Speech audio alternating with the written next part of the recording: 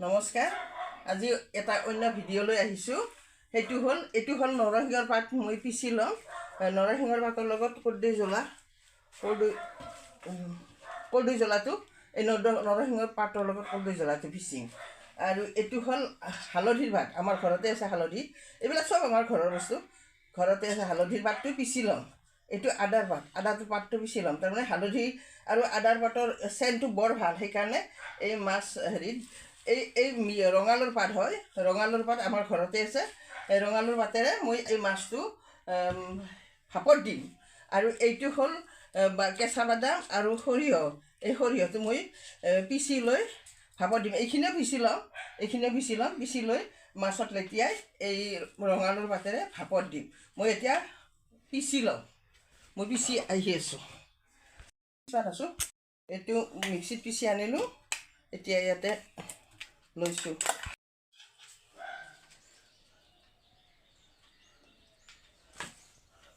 নৰসিংহ আৰু কলদৈ জলকীয়া পিছি আনিলোঁ এতিয়া ইয়াতে ওলাই লৈছোঁ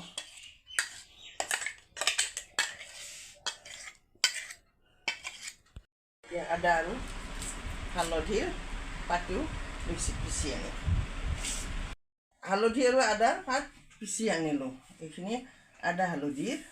পাত পিছি আনিলোঁ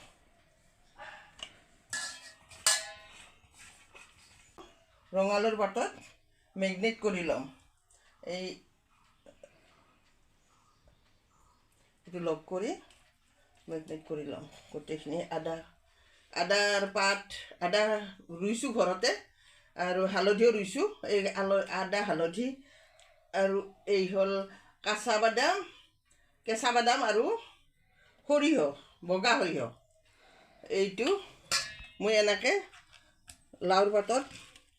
এই ৰঙালৰ পাত হয় ৰঙালৰ পাতত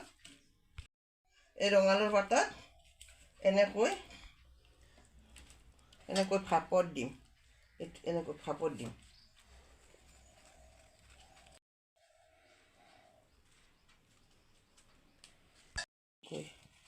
পাতবোৰ চাপি দিব লাগে এনেকৈ পাতবোৰ দি মই ভাপত দিম লগোৱা হৈ গ'ল আদা নহৰু কেঁচা বাদাম বগা ধনিয়া আদা নহৰুৰ পাত আৰু কেঁচা ধনিয়া বগা বাদাম কেঁচা বাদাম এইবিলাক মাছত লগাই ল'লোঁ এতিয়া ভাপত দিম এনেকৈ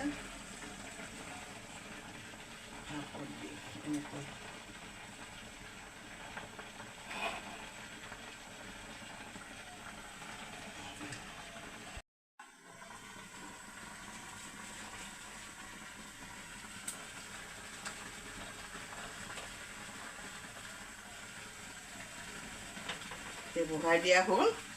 এই ঢাকনিখন মাৰি দিম 10 মিনিট হ'বলৈ দিম এতিয়া ঢাকনিখন উচাই দি চাইছোঁ ভাপত ঘূৰাই দিব লাগিব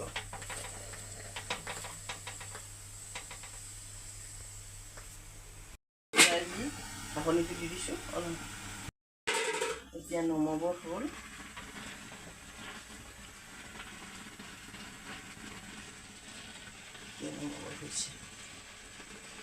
এতিয়া নমাই থওঁ এতিয়া নমাবৰ হ'ল আপোনালোকে চাব ভাপত দিয়া মাছ মই এনেকৈ বনালোঁ লাওৰ পাতটোও খাব পাৰিব